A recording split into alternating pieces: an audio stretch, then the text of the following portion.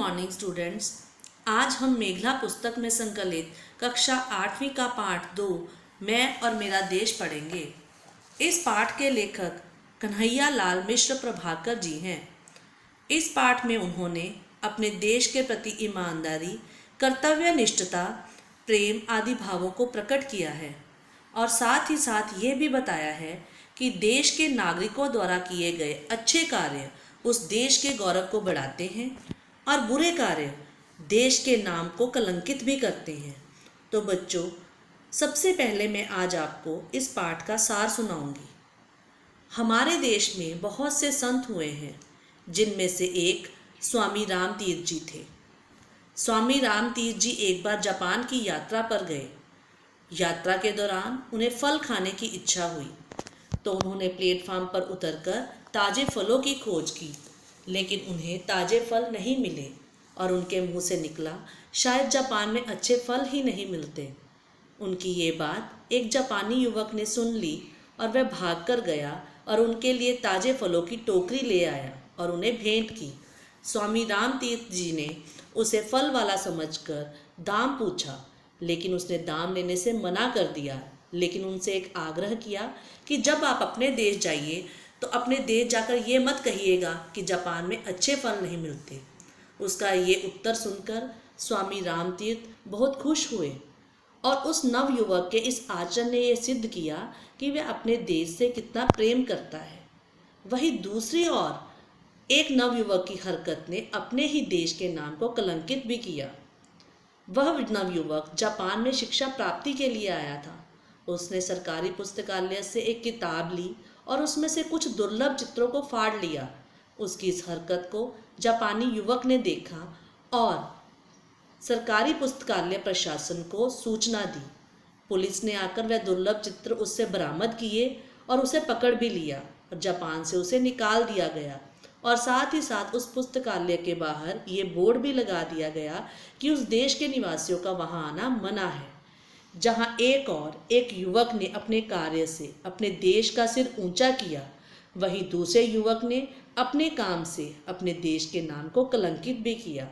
तो बच्चों, इस पाठ को पढ़ने से हमें ये शिक्षा मिलती है कि हमारे द्वारा किए गए अच्छे कार्य हमारे देश के गौरव को बढ़ाते हैं और बुरे कार्य उस देश के सिर को नीचा भी करते हैं। इसलिए हमें कोई भी कार्य ऐसा नहीं करना चाहिए जिससे हमारे देश की आन और शान पर आंच आए।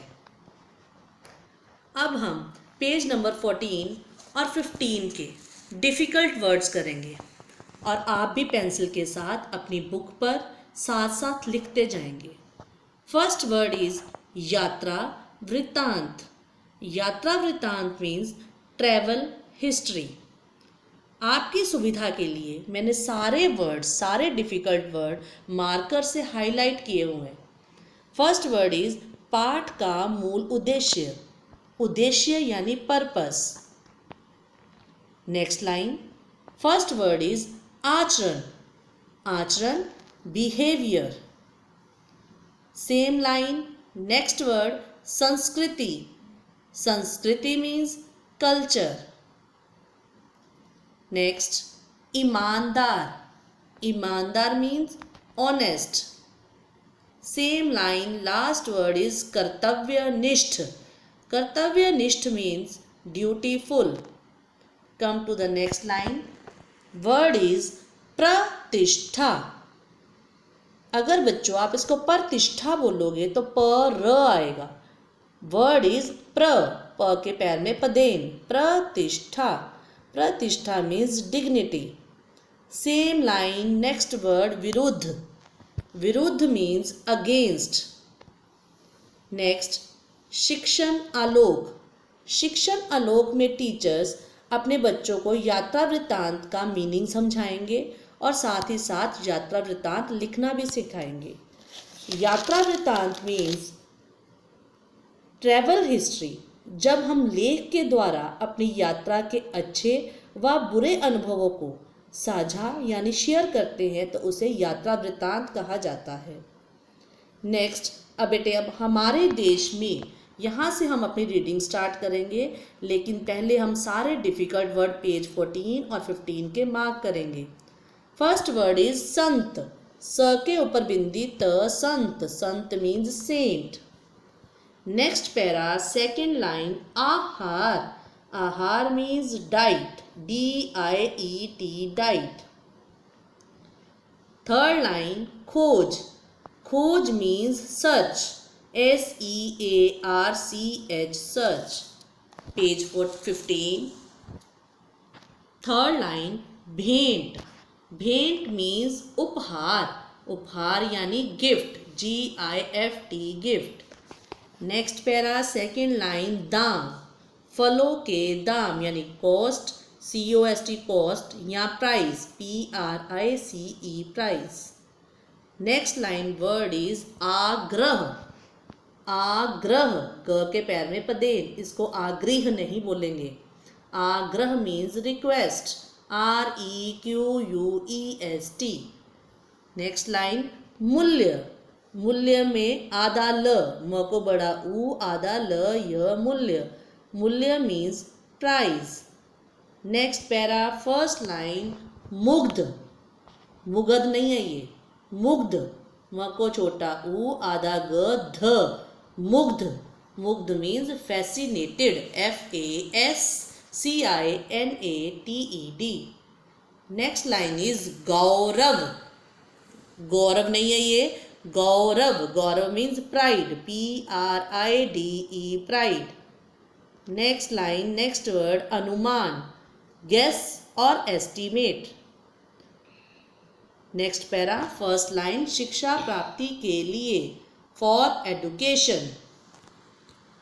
नेक्स्ट लाइन सरकारी मीन्स गवर्नमेंट, पुस्तकालय means library. Same line last word दुर्लभ, द को छोटा ऊ, ल के ऊपर रेफ, भ, दुर्लभ मीन्स रेयर।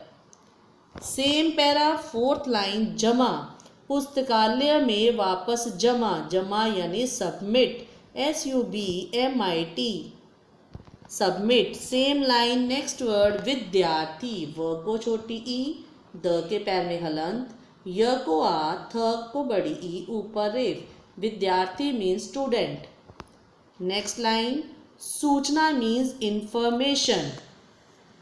नेक्स्ट वर्ड प्रशासन, प्रशासन नहीं है, प्रशासन मीन्स एडमिनिस्ट्रेशन।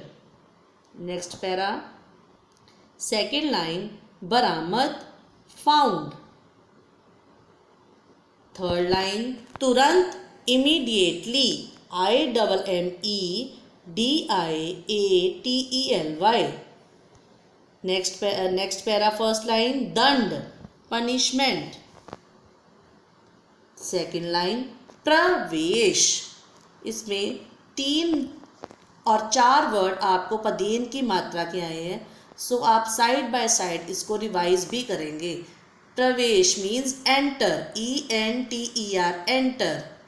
वर्जित, व, ज को छोटी ई, ऊपर रेफ, त। रिस्ट्रिक्टेड,